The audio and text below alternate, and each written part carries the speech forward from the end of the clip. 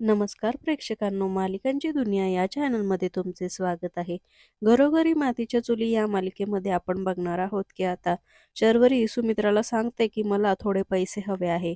तेव्हा सुमित्रा तिला विचारते, किती पैसे हवे आहे तुला? 10,000? तेव्हा ती नाही म्हणते. तर पुढे ती म्हणते 20,000, तर तरीही ती नाही म्हणते. इतक्यात आता पायरीवरनं खाली ऐश्वर्या उतरत असते आणि त्या दोघींचं बोलणं मात्र ती ऐकते.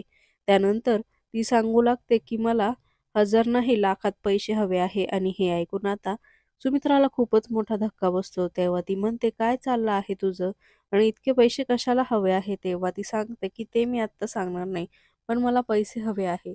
नानांनी माझ्या नावावर जे शेअर केले आहे ना, त्याचे 50-60 लाख तर येतीलच, मग मला 30-35 लाख दे. परंतु सुमित्रा नकार देते, माझ्याकडे पैसे नाही. आणि शर्वरी चिडते आणि ती म्हणते, तू सारंग किंवा सुमित्रा दादाकडनं मागून घे, पण मला पैसे दे. मला एक बिझनेस करायचा आहे. आणि असं म्हणून आता सुमित्रा चिडते आणि म्हणते, काय चाललं आहे नुसतं पैसे, मान सन्मान, घरातली नाती-गोती कोणालाच सांभाळायची नाही. मला तर खूप वैताग आला आहे. असं वाटतं ना, या सगळ्यातनं मी तेव्हाच सुटेल जेव्हा माझा जीव सुटेल. असं म्हणून ती रागातच तिथून निघून जाते. इकडे शर्वरी ही खूप चिडचिड करते आणि ती म्हणते, मलाही खूप कंटाळा आलेला आहे. खरं तर नेहमी हिचं सुनांचंच चालू असतं. या घराची मुलगी असून मला काहीही उपयोग नाही. कधी-कधी असं वाटतं ना, मी जर या घराची सून असते ना, तर तेच बरं पडलं असतं. असं म्हणून ती खूप नाराज होते. इतक्यातच लगेच ऐश्वर्या खाली उतरते आणि म्हणते, पण मी ऐकलं आहे. आणि पुढे शर्वरी तिच्याकडे आश्चर्याने बघते आणि तेव्हा ऐश्वर्या म्हणते, मी ऐकलं आहे तुम्ही काय बोललात ते. मी देईल तुम्हाला 30-35 लाख. आणि हे ऐकून आता शर्वरीला खूपच मोठा धक्का बसतो. पुढे ऐश्वर्या म्हणते, पण त्या बदल्यात तुम्हाला माझं एक काम करावं लागेल. आणि असं म्हणताच आता शर्वरी तिला विचारू लागते की कोणतं काम. दुसरीकडे आता नाना मात्र विचारत असता आणि त्यांना जानकीची खूप आठवण येत असते. समोर ठेवलेला अंगारा त्यांना दिसत असतो, कारण जानकी म्हटलेली असते, जोपर्यंत तुम्ही बरे होणार नाही तोपर्यंत हा अंगारा मी रोज तुम्हाला लावणार आहे. आणि असं आठवत त्यांना खूप रडू येत असतं. इतक्यात आता सुमित्रा तिथे येते आणि ती नानांना म्हणू लागते की हे बघा, तुमच्यासाठी छान गरम-गरम शिरा करून आणला आहे, थोडासा खाऊन घ्या. तेव्हा नाना नकार देतात. मग ती म्हणते, "मग काय बनवू तुमच्यासाठी? रोज-रोजची खिचडी खाऊन आणि सूप खाऊन तर तुम्हाला कंटाळा आला आहे ना. मग इडली वगैरे बनवू का?" तर ते नकार देतात. असे अनेक पदार्थांची ती नावं घेते, परंतु नाना नकारच देतात. मग ती अचानक म्हणते, "शेंगांचं पिठलं करू का तुमच्यासाठी?" आणि हे ऐकून आता नाना खूप खुश होतात. नाना म्हणतात, "हो, हो, शेंगांचं पिठलं." आणि आता त्यावर लगेचच सुमित्रा म्हणते, "बरं मी करते, पण ते करायला थोडा वेळ लागेल ना, तोपर्यंत हे खाऊन घ्या." परंतु नाना नकार देतात आणि आता लगेचच सुमित्रा बाहेर जाऊन पिठल्याच्या तयारीला आता लागायला हवं म्हणून ती बाहेर जाते. इतक्यात ती बाहेर गेल्यावर नाना मनाशी विचार करतात, की मला शेंगांचं पिठलं फक्त जानकीच्याच हातचं आवडायचं. पण हरकत नाही, आता जानकी इथे नाही ना, तर मी सुमित्राच्या हातचं खाईल. आणि इतक्यात सुमित्रा बाहेर येऊन गुलाबला आवाज देऊ लागते, तर मात्र तिथे अवंतिका येते आणि ती विचारू लागते, की "काय झालं आई? तुम्ही काय एवढं गुलाबला आवाज देत आहे?" तेव्हा ती सांगू लागते, "अगं, मला ना शेंगांचं पिठलं करायचं आहे आणि घरामध्ये शेंगा पण नाही आणि आता गुलाब पण कुठे दिसत नाही." तेव्हा ती म्हणते, "पण आत्ताच त्याचा फोन आला होता, त्याला थोडासा उशीर होणार आहे यायला." तर आता तो म्हणतो, "बापरे! नेमकं आता अशा वेळेस कसं काय मी करू सगळं?" तर अवंतिका म्हणते, "शेंगांचं पिठलं? मी सोमीकडनं ऐकलं आहे की रणदिवेंच्या घरातलं खास आहे हे. मी कधी खाल्लं नाहीये, पण नाव ऐकूनच मला खावंसं वाटतं आहे." सुमित्रा म्हणते, "अगं हो, हे स्पेशल आहे." तर तेव्हा ती म्हणते, "मग आई तुम्ही बनवाल ना? तुमच्या हातचं पिठलं छान लागतं." तर लगेचच ती म्हणते, "अगं माझ्या हातचं कुठलं? जानकीच्या हातचं." आता इथे लगेचच सगळेजण शांत होतात. पुढे सुमित्रा म्हणते, "म्हणजे मीच जानकीला शिकवलं गं, पण माहीत नाही ती एवढं काय वेगळं टाकते. आपण तर सगळं तिच्यासारखीच रेसिपी करतो, पण तिच्या हाताची जी चव आहे ना, ती आपल्या पिठलाला येत नाही." लगेचच अवंतिका म्हणते, "प्रेम आणि जिव्हाळा." आणि असं म्हटल्यावर आता सुमित्राला फार वाईट वाटतं.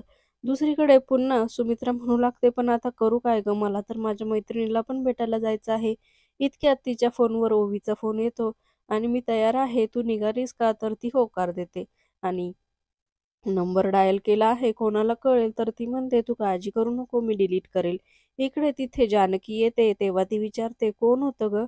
तर ती सांगू लागते, "माझी मैत्रीण." तर ती म्हणते, की "तीच मैत्रीण ना जिने तुला शिरा दिला, सुंठवडी दिली." तर ती होकार देते आणि थांब जरा मी आले असं म्हणते आणि असं म्हणून तिच्या हातावर दही साखर देते. पण ती म्हणते की आई मी काय बाबांसारखी कामावर थोडी चालली आहे, तुम्हाला हे देते आहे.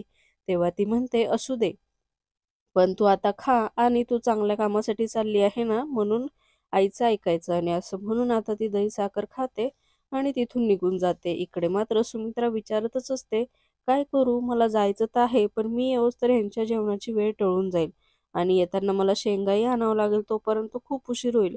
पण मंदिरात गेलं नाही तर तसंही चालणार नाही. इकडे सौमित्र येतो आणि अवंतिकाला म्हणतो, काय कुठे लक्ष आहे तुझं? तर ती दाखवते, बघ ना आई काय विचार करत आहे. तर सौमित्र म्हणतो, तू या केसचा अभ्यास कर, मी बघतो.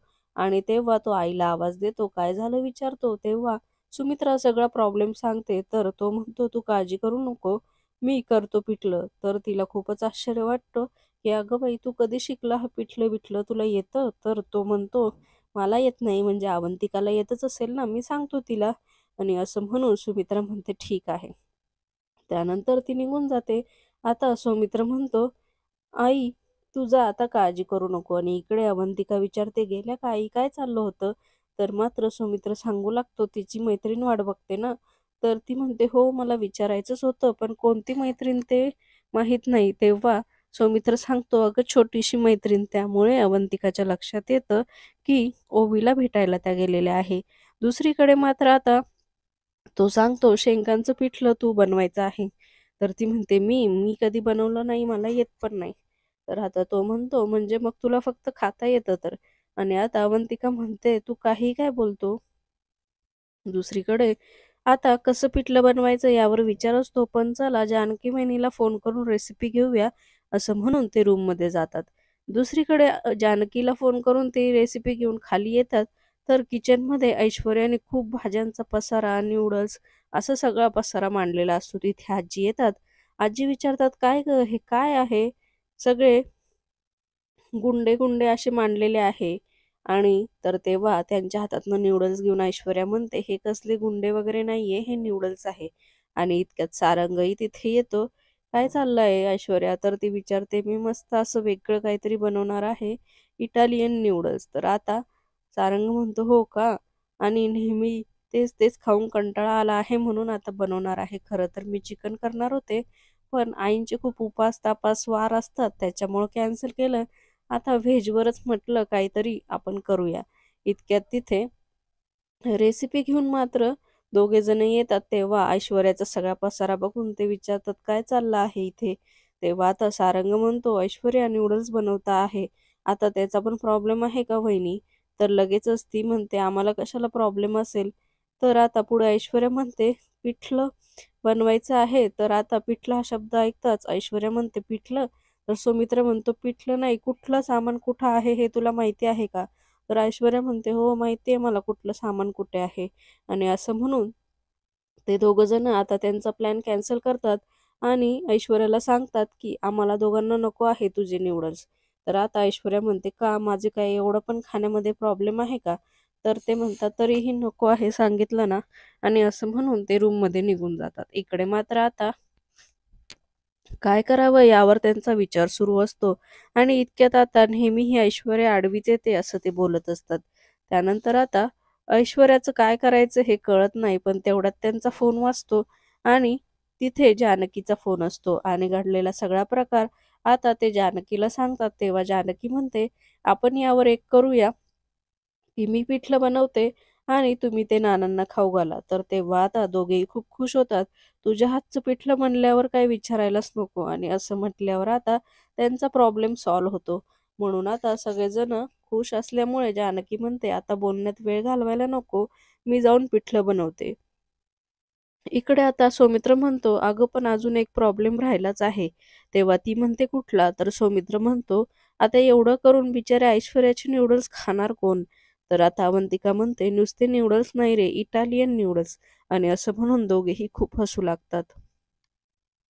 दुसरीकडे मात्र किचनमध्ये अख्खा ओटा भरून ऐश्वर्या पसारा घालते. तिला धड भाज्याही चिरता येत नाही. कशा तरी मोठ्या वेड्या वाकड्या, कचरा काही बिना कचरा असं सगळ्या भाज्या ती एकत्र चिरते.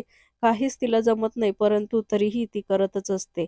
दुसरीकडे जानकी मात्र खूप प्रेमाने असं पिठलं बनवत असते. सगळी स्वच्छता पाळून ती पिठलं बनवत असते आणि इकडे ऐश्वर्या कशातही काही मिक्स करते, कुठला सॉस टाकते, कुठे सॉस टाकते, कुठे मीठ टाकते, कुठे काही टाकून देते आणि सगळा गोंधळ घालत असते. दुसरीकडे जानकी खूपच मनापासून पिठलं बनवत असते आणि ऐश्वर्याला काही जमत नाही तरी सुद्धा ती खूपच खुश असते की आता माझ्या हातचे नूडल्स खाऊन सगळ्यांना फारच मजा येणार. इकडे मात्र जानकी पिठल्याचा सुगंध घेते आणि म्हणते की सगळ्यांनी जर हे पिठलं खाल्लं ना तर माझ्या मनाला फारच समाधान भेटेल. आणि असं म्हणून ते पिठलं झाल्यानंतर आता ती भाकरी बनवायला घेते आणि भाकरीही बनवून झाल्यानंतर डब्बा भरते आणि छान असा ओटा पुसून घेते. दुसरीकडे मात्र ऐश्वर्याचेही नूडल्स तयार होतात आणि त्यानंतर मात्र ती किचन ओटा न पुसताच तशीच तिथून निघून जाते आणि पूर्ण ओटा भरून पसारा तिथे असतो. इकडे मात्र जानकी आता नानांना पिठलं द्यायला येते आणि आता नानांना घास भरवताना नाना तिला कुलूप आणि चावीचं कोडं सांगू लागतात. तेव्हा कुलूप आणि चावी हा अर्थ तिला कळतो, परंतु पुढचा अर्थ तिला लागत नाही. त्यामुळे आता ती मंदिरात देवाची पूजा करते.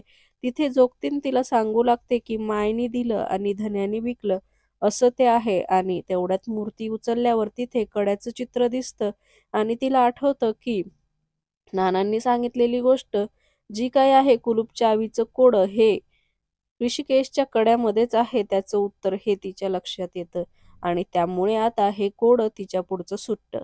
मालिकेच्या अशाच नवनवीन भागांसाठी आपल्या चॅनलला नक्की लाईक करा, शेअर करा, सबस्क्राईब करा.